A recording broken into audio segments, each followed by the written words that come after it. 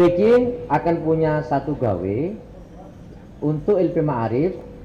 Ini akan membangun lembaga pendidikan yang bonafit, yang unggulan. Ini LP Ma'arif SMP Nurul Ansor. Itu akan segera dibentuk timnya untuk menanggulangi warga NU yang ingin warna lain selain yang di pondok pesantren, selain yang di sekolah-sekolah biasa. Yaitu di sini sudah ada gedungnya. Kita ingin membangun kemarin itu lembaga pendidikan yang berasrama, kecuali Sabtu dan Minggu bisa pulang. Dan kita membuka tahfidzul Quran. Ini butuh biaya. Lah ini kerjaan Lasis kabupaten untuk mencari kesana kemari. Memang seperti itu. Lah nanti mungkin ada kesepakatan pembagian tugas supaya nanti enak seperti apa teman-teman Lasis dan juga offset di bawah. Itu salah satu diantaranya. Sekarang saya akan menyampaikan tentang yang krusial kemarin saja, supaya ditata dengan baik sebelum puasa Ramadan selesai, ya, yaitu tentang keamilan. Saya ambil dua referensi biar kita jelas NU-nya gitu. Referensi pertama adalah dari Al-Quran atau As-Sunnah dan Kitab Kuning tentang siapa itu amil, karena saya masih melihat masjid membentuk panitia zakat itu amil, itu nggak benar. Madrasah membuat panitia zakat dikatakan amil, itu nggak benar. Itu panitia namanya. Jadi supaya beda antara panitia dengan ini, saya ambil dari hukum kita secara hukum biar nggak salah. Jadi siapakah amil itu? Al-Qur'annya jelas, At-Taubah ayat 60. Wal amilu, yang biasa baca kitab biar sudah tahu ya. Manis ta'malahul imamu ala akhdis sadaqat wa daf'iha li mustahiqiha. Ini kitab Fathul Qorib.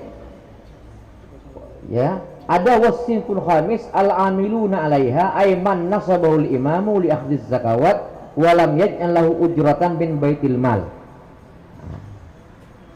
Jadi seorang atau badan yang diangkat atau dijadikan petugas oleh pemerintah untuk mengelola zakat. Berdasarkan rujukan kitab tersebut, maka unsur terpenting dari amil adalah diangkat, diberi tugas dan atau diberi wewenang oleh pemerintah dalam mengelola zakat.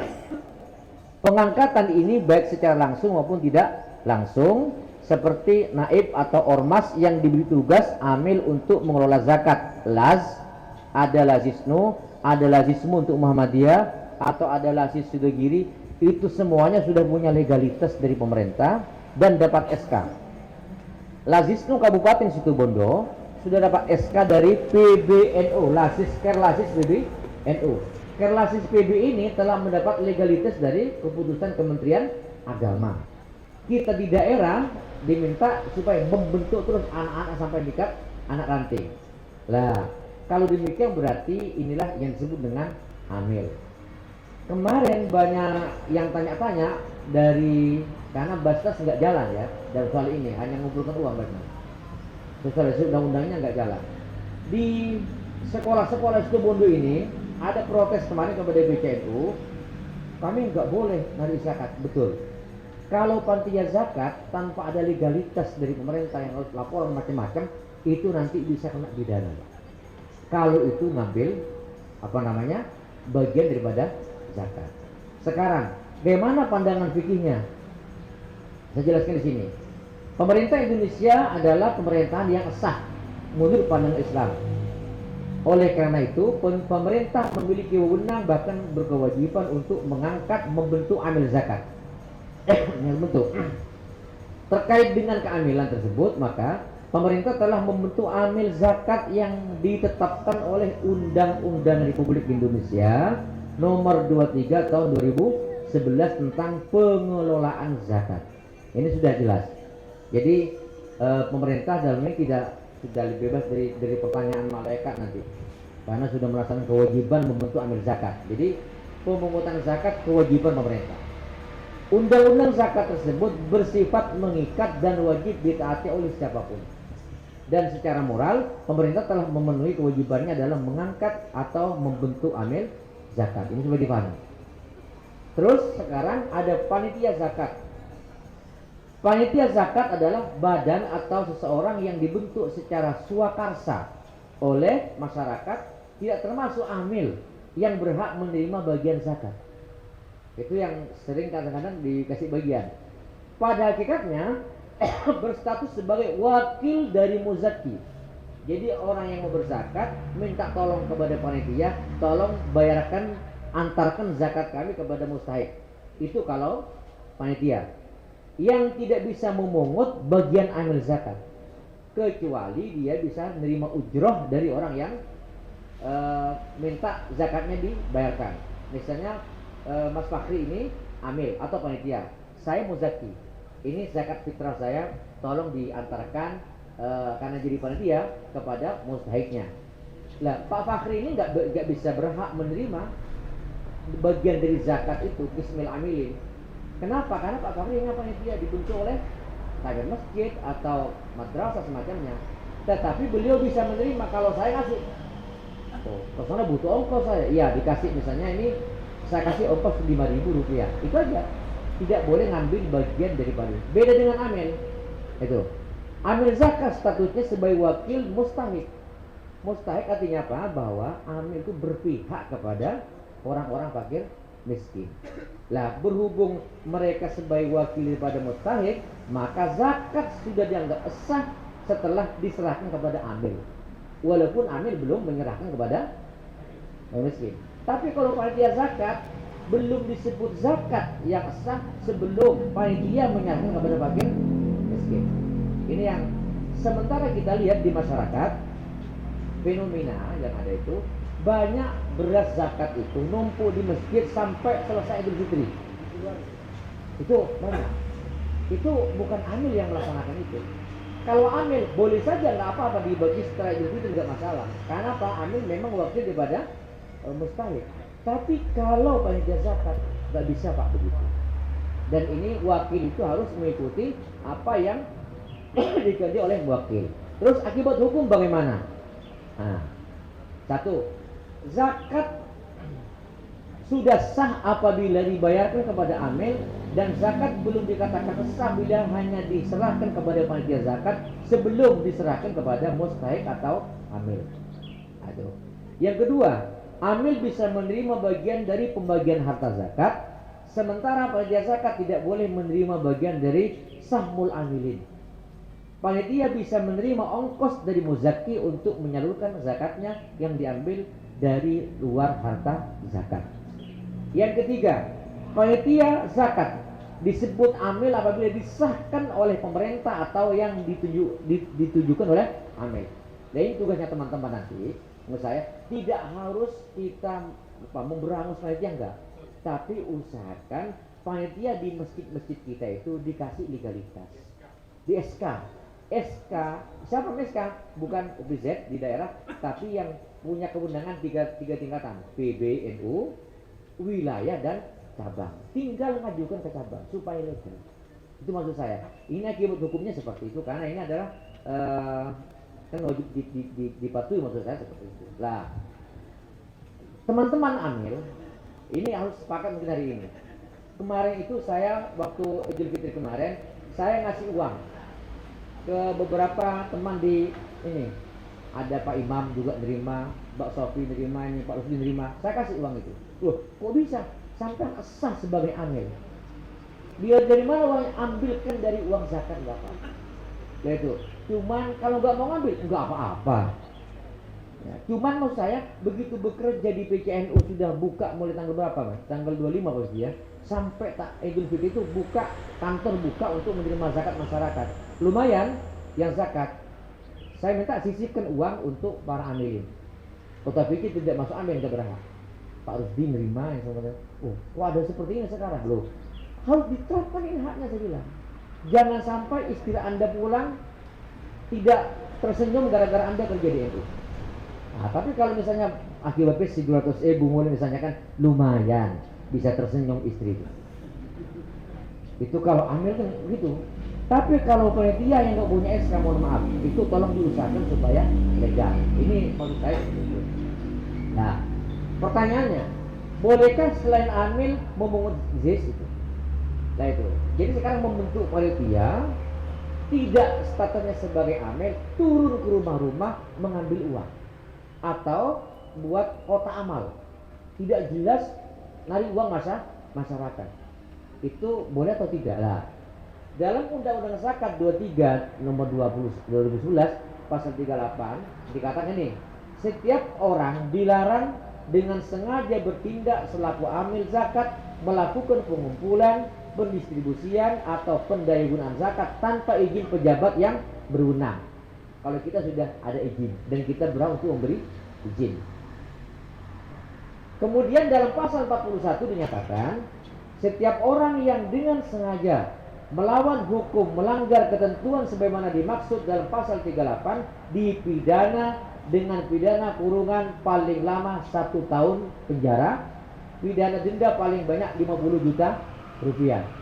Takut ada orang yang iseng, ternyata takmir musola ini buat panitia zakat, minta kemana-mana nggak punya izin amil, dilaporkan ke polisi kenal.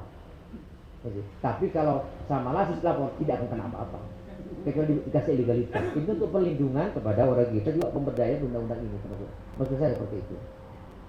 Berangkat dari ketentuan tersebut, maka apabila panitia zakat yang dibentuk oleh masyarakat dan belum mendapatkan legalitas dari Basnas atau lembaga lain yang ditunjuk oleh Basnas, seorang muzaki lebih baik menyalurkan zakatnya secara langsung kepada para mustahiknya. Tidak usah kepada dia. Ya. Kenapa? Kenapa kok demikian?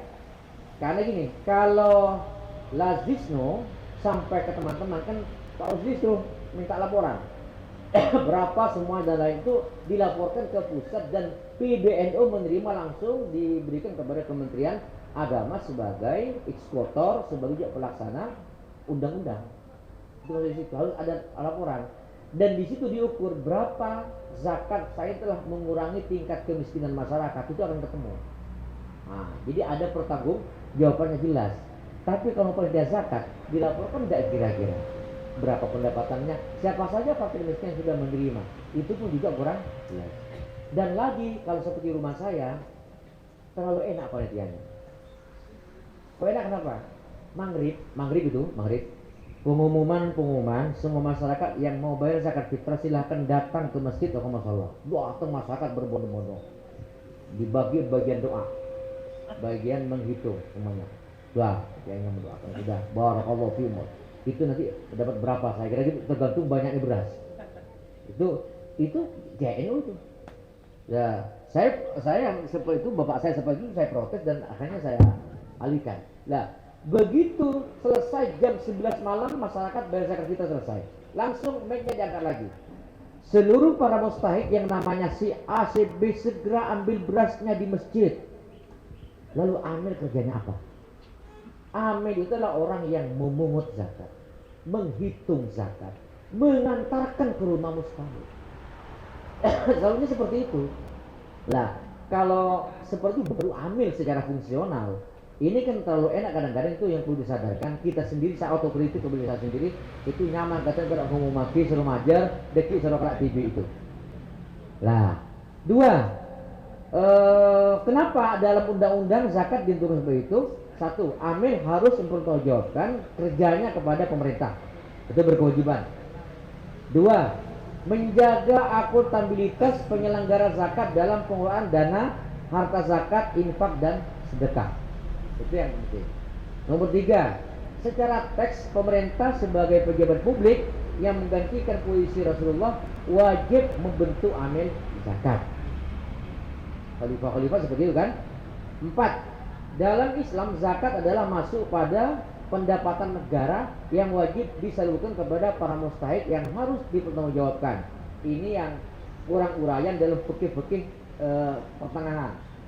Sedangkan dalam fikih yang awal dulu jelas kalau kita lihat di mana sumber kekayaan pemerintah. Pertama adalah sedekah dan zakat. Yang kedua harta baik. Yang ketiga baru pajak sama dan lain-lain. Sekarang ini zakat tidak masuk bagian dari pendapatan negara. Dalam disertasi saya sudah sampaikan zakat seharusnya masuk ke APBN. Dan di Dirjen Keuangan itu sudah harus ada di Kementerian Keuangan harus ada dirjen zakat harus ada. Pengelola zakat juga harus diaudit oleh KPK dan BPK untuk mengukur, kan besar luar biasa zakat kalau dikerahkan itu. Ini salah satunya. 5. Sangat dirasa tidak aman kemungkinan terjadinya penyelewengan dalam pentasarufan harta zakat itu. Di Banyuwangi kemarin saya lihat ternyata Basnas dan Lasis itu berkolaborasi telah mengurangi angka kemiskinan 2 digit dari gerakan Basnas bersama Lasis Nur.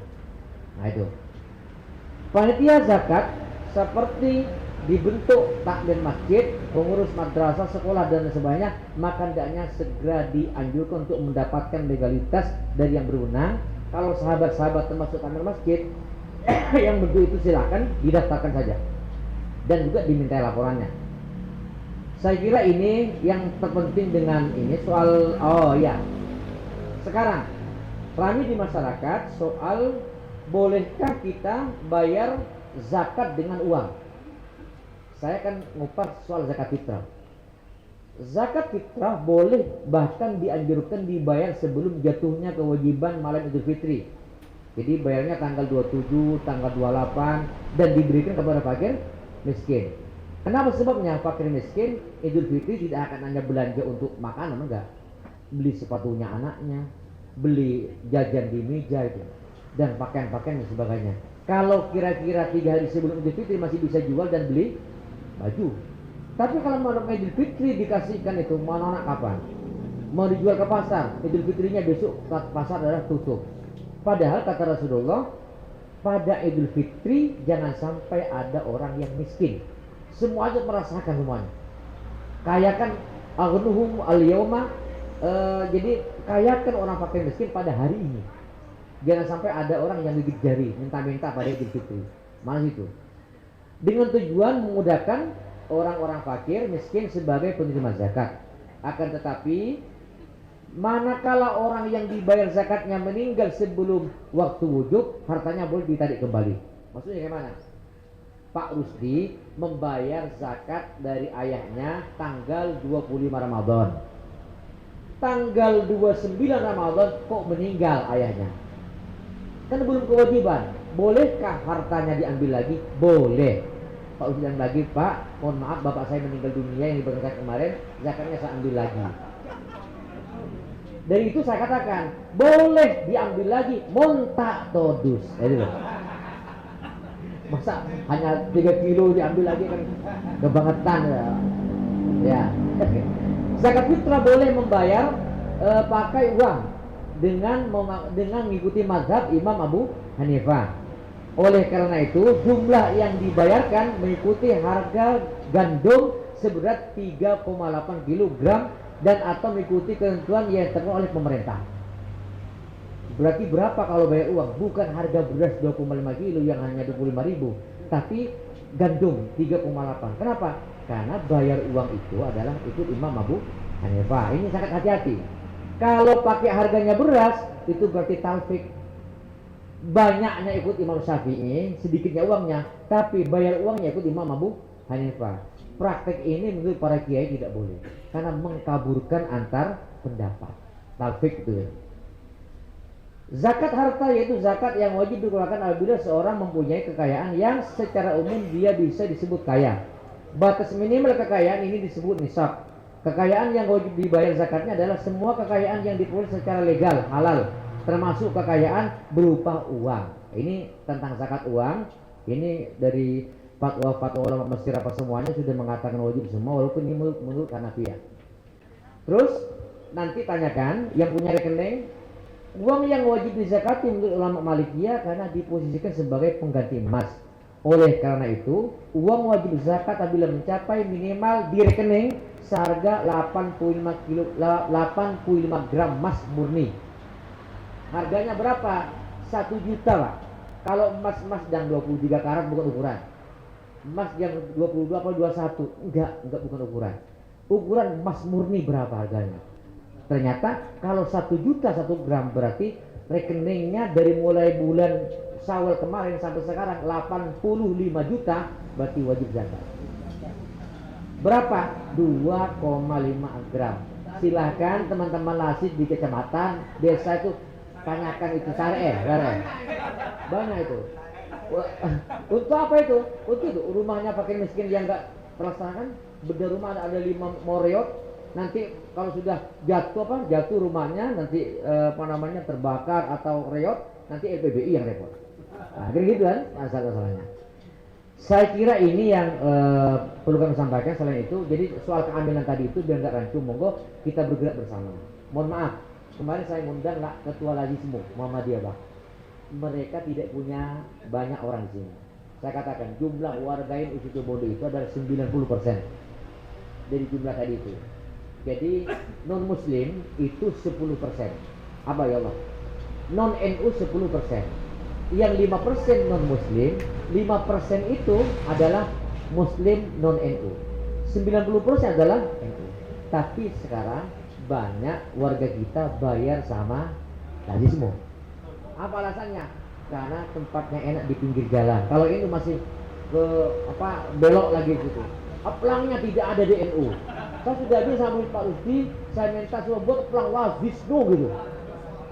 Itu maksudnya nanti untuk Lazis tidak hanya menerima zakat di kantor, bisa menyewa Nurul Ansor di masjid jami juga di kecamatan Lazisnu atau Imam Lazisnu MBC Kendit. Nah gitu loh depannya.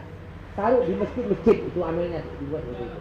Akan makanya kayaknya sudah berjalan alhamdulillah di semua tempat itu insya Allah akan tertata dengan rapi. Kenapa sebabnya?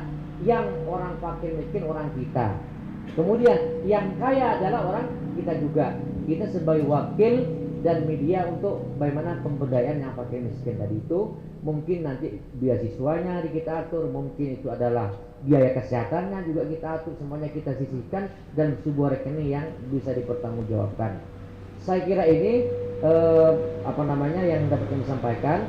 Selanjutnya nanti ada program dari PBNU untuk Lazis ini banyak, dan juga ada program ini. Sekarang sayangnya wakaf tidak datang. Jadi ada program wakaf uang, ada program wakaf dengan uang. Nanti dari LPBI kita minta berapa rumah yang mau reot di Situbondo itu yang perlu diwaspadai. Itu loh.